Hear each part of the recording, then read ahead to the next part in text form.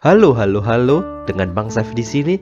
Bagaimana kabar kalian semua? Semoga baik-baik saja. Oke, di video kali ini gua bakal bawain alur cerita dari film Wanted 2008. Film ini menceritakan seorang pria yang ditipu dan dilatih oleh seseorang untuk membunuh ayahnya sendiri. Dan ketika pria ini mengetahui dirinya telah ditipu, dia memutuskan untuk balas dendam dan menghancurkan markasnya.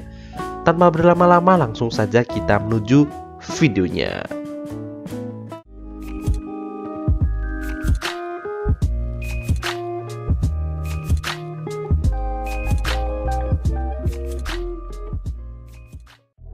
Film ini diawali dengan memperlihatkan seorang tokoh utama yang bernama Wesley Gibson. Wesley bukanlah siapa-siapa, ia hanyalah seorang karyawan yang sering jadi bulan-bulanan atasannya. Bahkan kekasihnya pun selingkuh dengan teman kerjanya, dan Wesley tak bisa berbuat apa-apa. Setelah itu diperlihatkan pada bapak-bapak misterius yang memasuki sebuah gedung untuk menyelidiki sebuah peluru yang ditemukannya. Saat tengah mengecek peluru tersebut, tiba-tiba ada penyerangan. Si bapak itu pun langsung berlari dan meloncat dari gedung. Kemudian langsung membalas serangan dari orang-orang yang menembaknya. Dan dia berhasil menghabisi seluruh musuhnya tanpa terluka sedikit pun. Akhirnya si bapak-bapak itu mati tertembak di bagian kepalanya. Ternyata pelaku yang melakukannya dari jarak jauh, dia bernama Cross. Cerita pun kembali kepada Wesley, di mana dia tinggal dengan kekasihnya di sebuah rumah kecil dekat rel kereta api.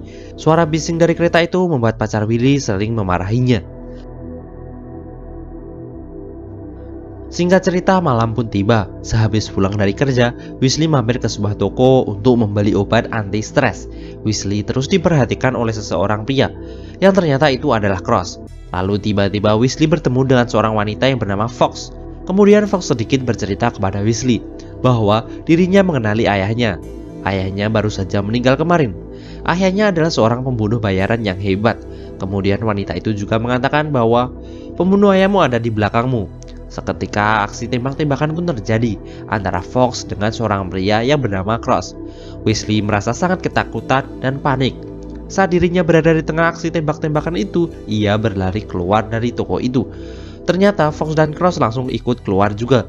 Mereka berusaha untuk mengejar Wesley dengan menggunakan mobil masing-masing. Ternyata Fox lah yang berhasil mendapatkan Wesley terlebih dahulu. Fox membawa Wesley masuk ke dalam mobil yang melalui cara yang anjas. Dan di saat di jalanan terjadi aksi tembak-tembakan lagi antara Fox dan Cross. Hal itu membuat lalu lintas menjadi kacau. Tapi pada akhirnya Fox berhasil kabur dari kejaran Cross, lalu membawa Wesley ke markasnya. Ketika terbangun dari pingsannya, Wesley baru menyadari bahwa dia sedang berada di sebuah markas dan dikelilingi beberapa orang, termasuk Fox. Di sini Wesley diperintahkan untuk menembak sayap 3 ekor lalat oleh seorang pria tua yang baru saja menghampirinya. Di sini Wesley menolak karena memegang senjata pun tidak pernah. Namun seorang pria botak menodongkan pistol dari belakang. Dan mau tidak mau, Wesley pun harus menembaknya. Dengan rasa panik yang amat tinggi, dia pun mulai menembaki lalat-lalat itu. Dan ternyata semuanya tepat sasaran. Akhirnya, pria tua tadi memperkenalkan dirinya. Dia bernama Sloan, dan mereka juga merupakan anggota dari sebuah sindikat yang bernama The Brothers atau persaudaraan yang dipimpin oleh Sloan sendiri. Di sini Sloan mengatakan bahwa dia harus menghabisi seseorang yang telah membunuh ayahnya tempo hari. Tapi karena bingung dan tak percaya, akhirnya Wesley pergi meninggalkan mereka semua. Saat terbangun dari tidurnya, Wesley menganggap semuanya hanyalah sebuah mimpi. Tetapi ketika dia ingin mengganti pakaian, sebuah pistol terjatuh dari celananya dan menandakan itu bukanlah sebuah mimpi. Wesley yang panik akhirnya menyimpan pistol tersebut di dalam toilet. Kemudian dia menjalani kehidupannya dengan sedikit lebih positif dan kembali ke rutinitas seperti biasanya, yaitu bekerja. Sampai akhirnya ia penasaran dan mengecek rekening banknya. Ternyata saldo di rekening banknya terdapat beberapa juta dolar. Dia merasa kaget dan bahagia. Setelah itu Wesley didatangi bosnya yang menyebalkan. Wesley langsung berteriak dan mengkritiknya di depan seluruh karyawannya, sehingga membuat bosnya merasa ciut. Saat dirinya berjalan keluar, tiba-tiba Wesley memukul wajah temannya yang selingkuh dengan kekasihnya menggunakan keyboard komputer. Lalu saat sudah berada di luar kantor, tiba-tiba Fox sudah berada di sana. Fox akan membawanya kembali ke markas persaudaraan, tepatnya di sebuah pabrik tekstil sederhana.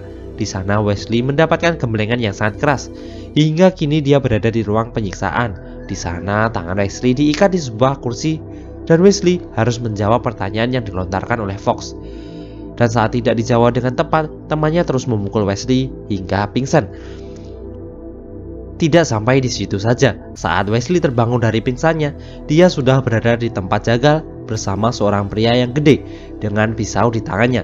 Pria itu berkata, pisau adalah salah satu senjata yang mematikan. Dan di saat itu juga, si jagal meminta Wesley untuk menyerangnya dengan pisau.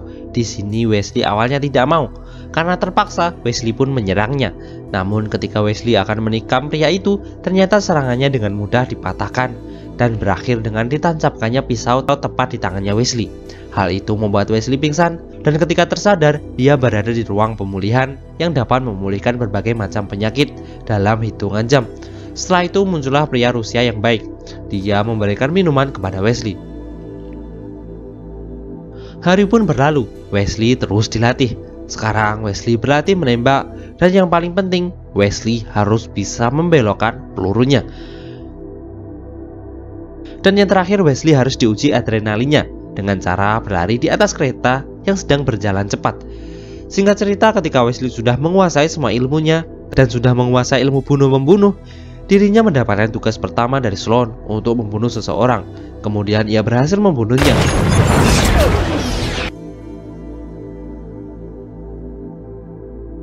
Lanjut tugas kedua, dia pun juga berhasil melakukannya.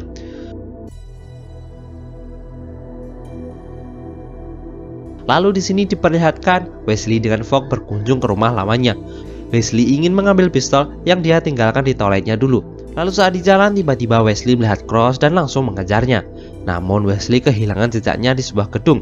Ketika ada seseorang yang mendekat, Wesley tanpa ragu menembaknya. Dan ternyata yang ditembak itu adalah seorang warga Rusia. Secara cepat anggota persaudaraan pun berdatangan. Sebelum kabur, Cross berhasil menembak lengan kiri Wesley. Dan setelah itu Cross menghilang. Dan yang ditunggu-tunggu, akhirnya Wesley mendapatkan misi penting, yaitu membunuh Cross. Wesley dengan semangat menerima misi tersebut. Sekalian dirinya ingin membalaskan dendam kematian ayahnya yang telah dibunuh oleh Cross. Kemudian tanpa diketahui oleh Wesley, ternyata Fox juga mendapatkan misi dari Sloan untuk membunuh Wesley selanjutnya. Di sini, Wesley menganalisa peluru yang mengenai lengannya, dan Wesley berhasil menemukan asal peluru itu dibuat. Setelah itu, Wesley mengunjungi tempat itu. Peluru itu dibuat, tepatnya berada di bagian timur Marovia. Lalu dirinya bertemu dengan orang yang membuat peluru itu. Dia adalah seorang pria tua bernama Pekwelski. Di sana, Wesley mengancam Pekwelski untuk mengatur pertemuannya dengan Cross. Singkat cerita, Pekwelski bersiap mempertemukan Wesley dengan Cross di sebuah stasiun kereta api. Kemudian Pekwelski melarikan diri. Wesley dan Fox langsung mengejarnya. Saat berlari, Wesley melihat Cross di sebuah gerbong kereta api dan langsung mengejar Cross. Di sini Fox berlari terlebih dahulu. Mengetahui hal itu, dirinya lalu mencuri mobil dan mengejar kereta itu. Di dalam gerbong kereta api terjadi aksi tembak-tembakan antara Wesley dan Cross. Lalu di sini Fox yang mengendari mobil, dia menabrakkan mobilnya ke kereta. Namun karena tabrakan itu, kereta ini menjadi tidak seimbang. Akhirnya kereta yang mereka tumpangi mengalami kecelakaan dan sebagian gerbong kereta terputus. Kemudian di sini Wesley akan terjatuh, tetapi Cross malah menolongnya.